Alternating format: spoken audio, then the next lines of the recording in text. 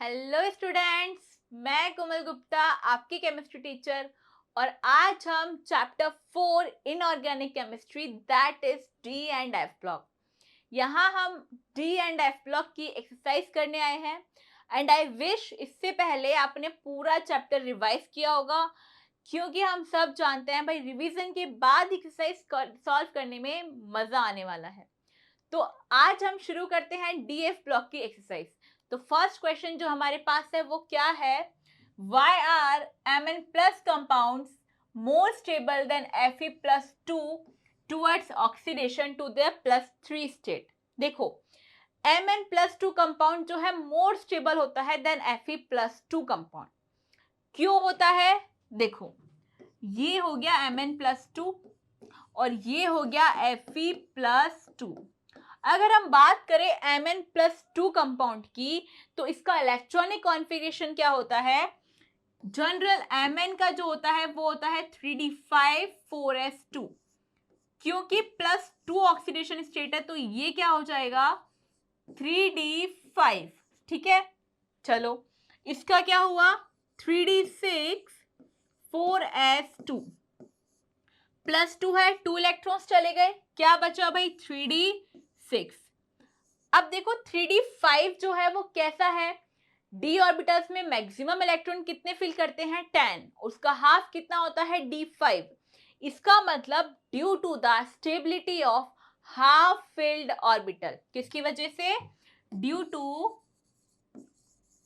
The stability of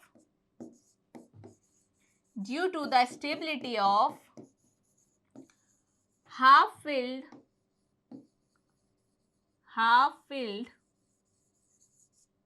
d orbital. ठीक है, इसकी वजह से क्या हुआ? d5 या Mn plus 2 is more stable then Fe plus 2। Clear है? देखो डी ब्लॉक में ऐसे ही क्वेश्चन है, ऑक्सीडेशन स्टेट से है, ऑक्सीडेशन से है या ओर फॉर्मेशन से है, कंपाउंड फॉर्मेशन से है।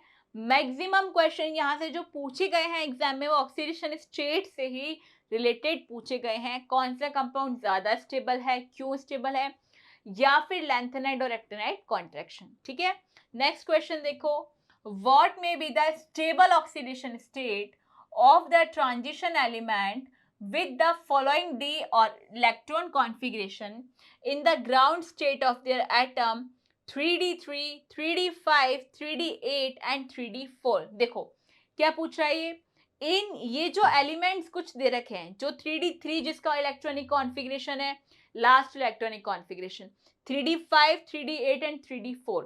तो पहला काम तो है इन एलिमेंट्स को लिखेंगे।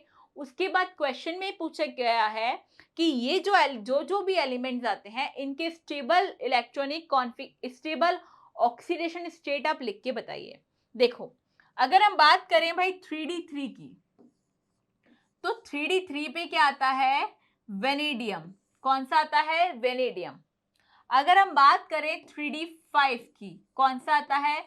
मैग्नीज। 3d8 निकल।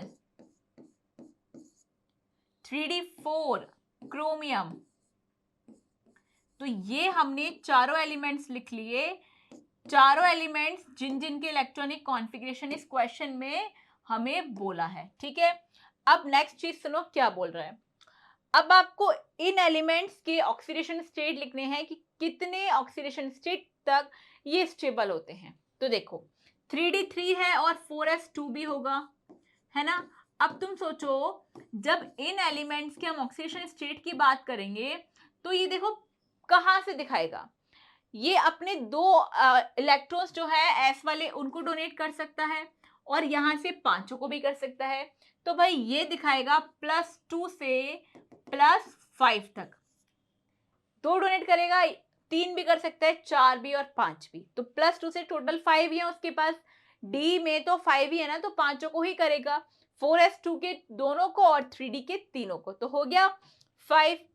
अब Mn तो ऐसा है जो मैक्सिमम ऑक्सीडेशन स्टेट दिखाता है, जो कि ये दिखाता है +2 से +7 तक, क्योंकि इसके पास कितने अनपेयर्ड इलेक्ट्रॉन है? 7 अनपेयर्ड इलेक्ट्रॉन है। ठीक है, अब अगर हम बात करें D8 की, तो भाई ये दिखाएगा +2, या +3, इससे ज्यादा ऑक्सीडेशन स्टेट हमारा D8 जैसे कि निकल नहीं दिखा सकता, क्योंकि इसके इलेक्ट्रॉन्स होते हैं पेयरिंग में प्रेजेंट। कैसे होते हैं, देखो ये T2G में हो गए 6 इलेक्ट्रॉन्स, इनके साथ तो छिड़खानी होनी ही नहीं है, 7 और 8, तो ये क्या दिखाएगा, यहाँ पे पेयरिंग दिखाएगा, इन इलेक्ट्रॉन्स को डोनेट कर सकता है या फिर मैक्सिमम अपने s इलेक्ट्रॉन का इलेक्ट्रॉन डोनेट करके, ठीक है।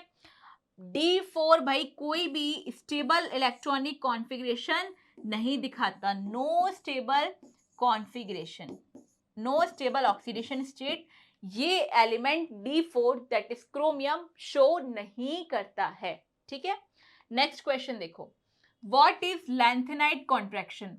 मैंने बोला था आपको इक्वेशन यहीं से पूछे जाते हैं, लैंथेनाइट कॉन्ट्रैक्शन, ऑक्टेनाइट कॉन्ट्रैक्शन, या फिर किससे पूछे जाएंगे, ऑक्सीडेशन स्टेट से, ठीक है। इसके बाहर डी ब्लॉक में क्वेश्चन नहीं पूछा जाता। लैंथेनाइट कॉन्ट्रैक्शन क्या होता है, तो सुनो, लैंथेनाइट कॉन्ट्रैक्शन का मतलब होता है इस कॉन्ट्रैक्शन की वजह से ये एलिमेंट्स की साइज को क्या करता है, डिक्रीज करता है, और इनकी जो साइज का जो है ट्रेंड है वो थोड़ा रैंडम आता है, पहले डिक्रीज फिर इंक्रीज और फिर डिक्रीज।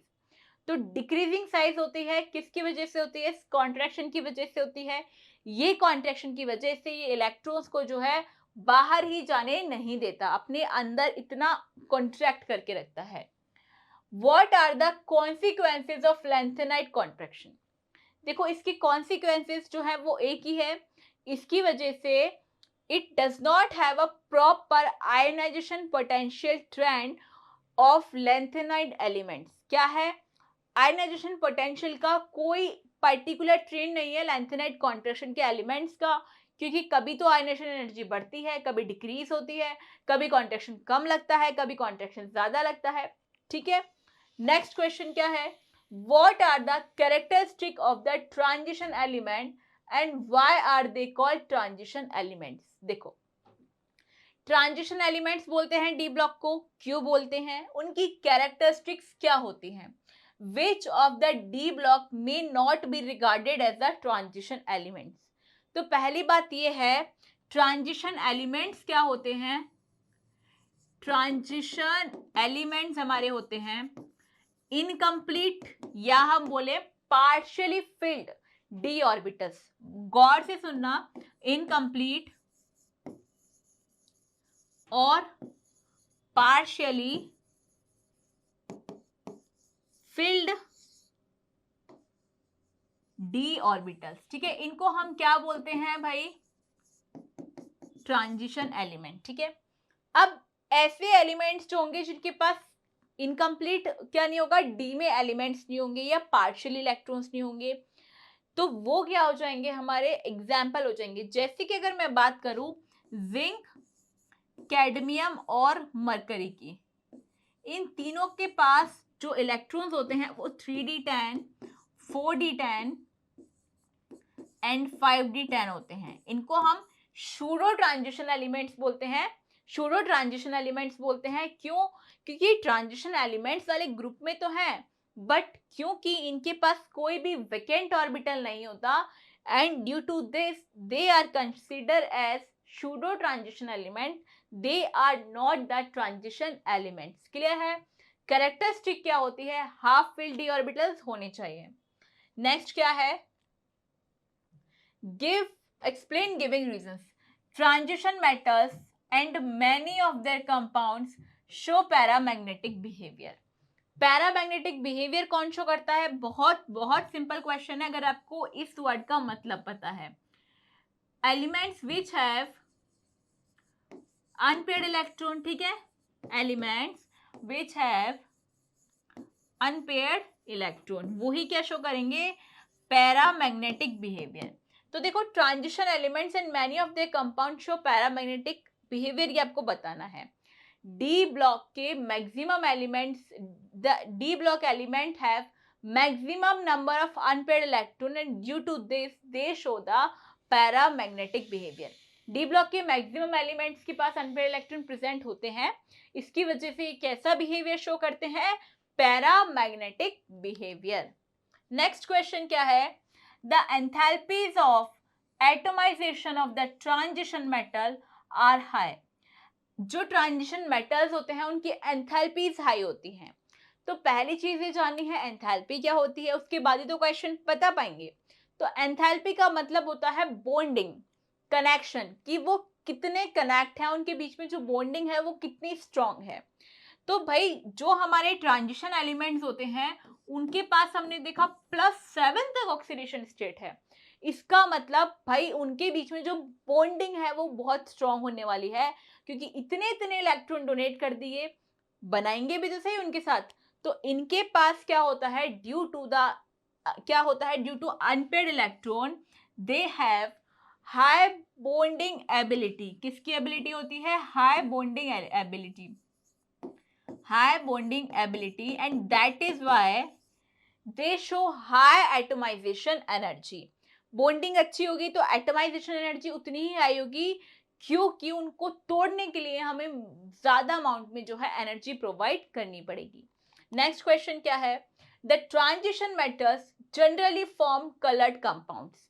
जो ट्रांजिशन मेटल्स होते हैं वो कलर्ड कंपाउंड शो करते हैं। क्यों करते हैं, देखो दोनों रीजन लिख लो। ड्यू टू अनपेयर्ड इलेक्ट्रॉन, अभी अभी हमने पढ़ा था कि भाई अनपेयर्ड इलेक्ट्रॉन की जब हम बात कर रहे थे तो अनपेयर्ड इलेक्ट्रॉन जिसके पास होगा वो ही कंपाउंड जो है कलर शो करेगा। और डी ब्लॉक की तो मैक्सिमम कंपाउंड कैसे होते हैं, कलर्ड होते हैं। रीजन क्या है, अनपेयर्ड इलेक्ट्रॉन। एंड दूसरा रीजन क्या है, डी डी ट्रांजिशन। क्या है भाई, डी डी ट्रांजिशन की वजह से इनके बीच में, इलेक्ट्रॉन के बीच में ट्रांजिशन होता रहता है। इनकी जो एनर्जी है वो कभी यहाँ और कभी यहाँ, ऐसे ऐसे इनके इलेक्ट्रॉन्स भागते रहते हैं। अब जब इलेक्ट्रॉन्स भागते हैं नीचे आते हैं तो अपनी एनर्जी को किसी फॉर्म में रिलीज करते हैं, और वो जो एनर्जी का फॉर्म है वो है कलर। तो डी डी ट्रांजिशन जो है अपनी एनर्जी को कलर के फॉर्म में ट्रांसलेट करते हैं, and that is why they show coloured in their compounds. Next question, transition metals and their many compound act as good catalyst। Transition metals और उनके जो बहुत सारे कंपाउंड हैं वो अच्छे कैटलिस्ट की तरह बिहेव करते हैं। क्यों करते हैं, सुनो। ट्रांजिशन मेटल्स क्या होते हैं, सारे डी ब्लॉक के मेटल्स जो हैं वो हमारे हैं ट्रांजिशन एलिमेंट्स। इनके पास एक बढ़िया प्रॉपर्टी है, क्या है, ऑक्सीडेशन स्टेट। कौन सी है, ऑक्सीडेशन स्टेट, जो कि भाई +7 से +2 तक वेरी करता है। मतलब अनपेयर्ड इलेक्ट्रॉन भी बहुत ज्यादा है, ऑक्सीडेशन स्टेट भी बहुत हाई रखते हैं। तो ऑक्सीडेशन स्टेट की वजह से वेरी, मतलब क्या है, इनका ऑक्सीडेशन स्टेट क्या करता रहता है, वेरी करता रहता है ना। ये VERY वाला वेरी नहीं है, चेंज होता रहता है। इसकी वजह से क्या होता है, इनके पास जो सरफेस है वो स्पेस क्रिएट रखती है, और इस सरफेस पे एड्सॉर्प्शन अच्छा होगा तो ये अपने आप ही गुड कैटलिस्ट की तरह बिहेव करेंगे। आगे बात समझ में, क्यों हमारे ट्रांजिशन मेटल और इनके कंपाउंड गुड कैटलिस्ट की तरह बिहेव करते हैं। नेक्स्ट कंपाउंड क्या है, describe the oxidizing action of potassium dichromate K2Cr2O7। Write the ionic equation for its reaction with iodide. देखो पोटेशियम क्रोमेट जब आयोडाइड के साथ रिएक्शन करता है तो ये क्या करता है, आयोडाइड को आयोडीन में कन्वर्ट करता है। यही क्या है, इसकी रिएक्शन है। क्या करता है ये, conversion of iodide ion, conversion of iodide ion into iodine। Clear. Next question देखो क्या है, सेम क्वेश्चन है, आयरन सेकेंड सॉल्यूशन के साथ है। जब हम पोटेशियम डाइक्रोमेट को K2Cr2O7 को रिएक्शन करवाते हैं, K2Cr2O7 को Fe+2 के साथ रिएक्शन करवाते हैं तो इसका हो जाता है ऑक्सीडेशन, और ये ऑक्सीडेशन होके कन्वर्ट हो जाता है Fe+3 आयन में। क्या चीज होती है, आयरन का ऑक्सीडेशन में स्टेट हो जाता है। आयरन का ऑक्सीडेशन होगा तो Fe+2 से Fe+3 में ये कन्वर्ट हो जाएगा। नेक्स्ट क्या है, H2S। भाई K2Cr2O7 H2S के साथ रिएक्शन करके इसको सल्फर गैस में जो है कन्वर्ट करता है। ये काम पोटेशियम, देखो ये रिएक्शन बहुत सिंपल है और ये रिएक्शन हमने अच्छे से पढ़ी थी जब हम डी ब्लॉक के एलिमेंट्स पढ़ रहे थे, डी ब्लॉक की बात कर रहे थे, तब हमने इन रिएक्शंस की बात की थी। नेक्स्ट क्वेश्चन क्या है, predict which of the following will be coloured in aqueous solution. देखो अब आपको बताना है इतने सारे एलिमेंट्स में से सारे कलर्ड है या नहीं है, जो है वो क्यों है और जो नहीं है वो क्यों नहीं है। तो पहला काम तो हम सारे एलिमेंट्स को अरेंज कर लेते हैं। Ti+3, वेनेडियम+3, कॉपर+, स्कैंडियम+3, मैग्नीज+2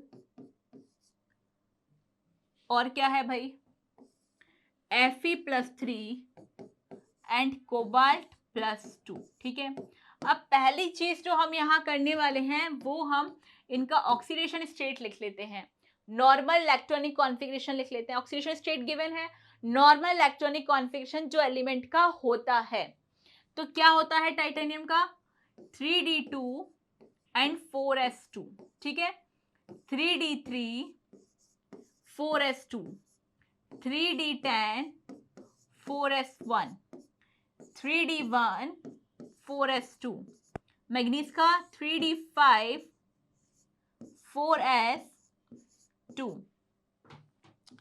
Fe का क्या होता है 3d6 4s2, 3d7 4s2।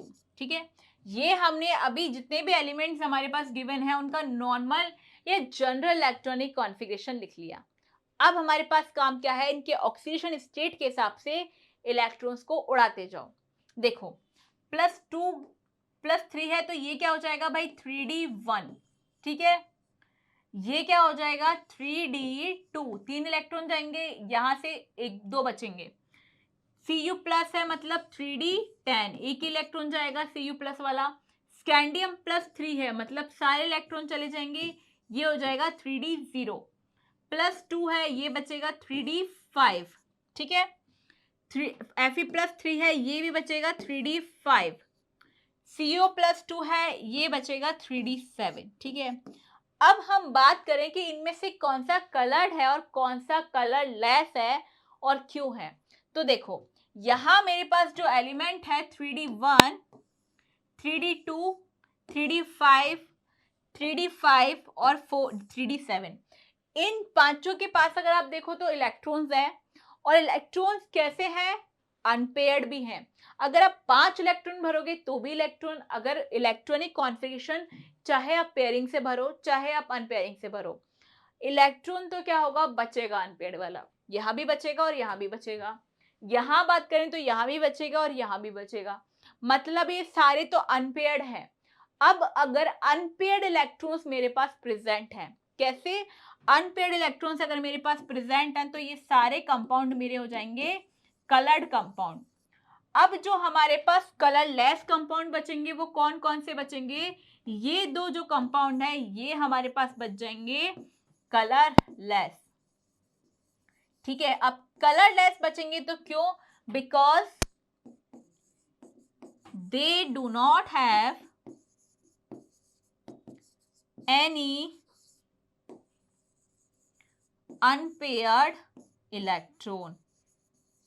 Is that clear, इनके पास कोई भी अनपेयर्ड इलेक्ट्रॉन नहीं है, इसकी वजह से दोनों कंपाउंड कैसे हैं कलरलेस, और बाकी सबके पास इलेक्ट्रॉन है और वो भी अनपेयर्ड है, and that is why they are coloured compound. ठीक है, नेक्स्ट क्वेश्चन क्या है, what is meant by disproportionation.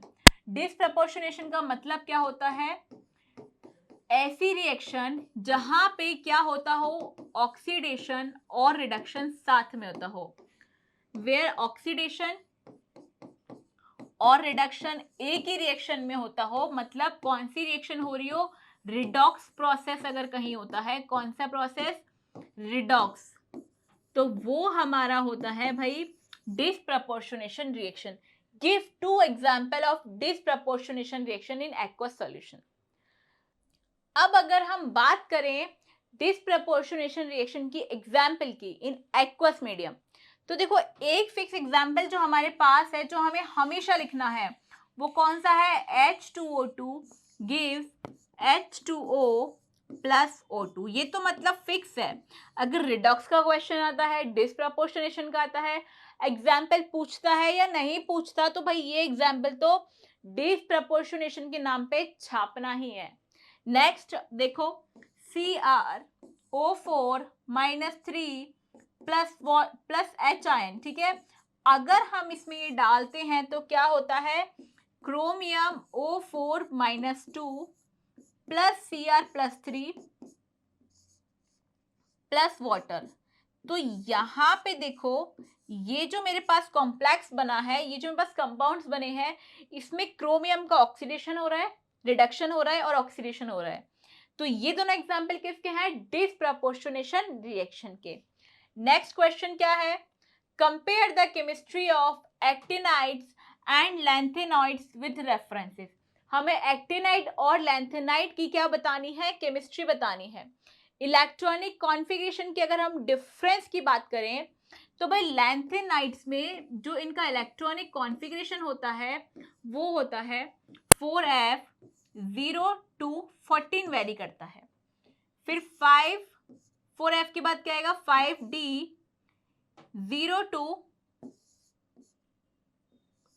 0 to इसके बाद 6s में 2 इलेक्ट्रॉन हमेशा रहेंगे। अगर हम बात करें एक्टिनाइड्स की तो भाई एक्टिनाइड्स में क्या होता है, 5f 0 to 14 6d, यहाँ इलेक्ट्रॉन भाई 0 होते हैं और 7s2। ये इनके इलेक्ट्रॉनिक कॉन्फ़िगरेशन का क्या है, डिफरेंस है। ऑक्सीडेशन स्टेट जो हमारे लैंथेनाइड्स का है वो भाई +2 से +4 तक ही होता है, जबकि एक्टिनाइड्स की अगर हम बात करें, लैंथेनाइड्स में +2 से +4 तक। अगर हम एक्टिनाइड्स में बात करें तो भाई एक्टिनाइड्स में ज़्यादा वेरी करता है क्योंकि उनकी साइज जो है छोटी होती है, जिसकी वजह से उनका oxidation more than lanthanides very करता है।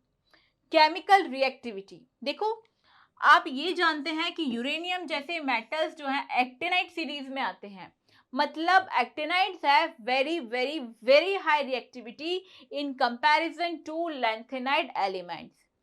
तो यहाँ हमारे chapter 4 that is D and F block की एक्सरसाइज फिनिश होती है। बाकी के क्वेश्चन रेफरेंस से देखने हैं और भी बुक से हम पढ़ेंगे, और जो नहीं आएगा वो हम पूछेंगे। रिवाइज करते रहिए, क्वेश्चन प्रैक्टिस करते रहिए। Thank you.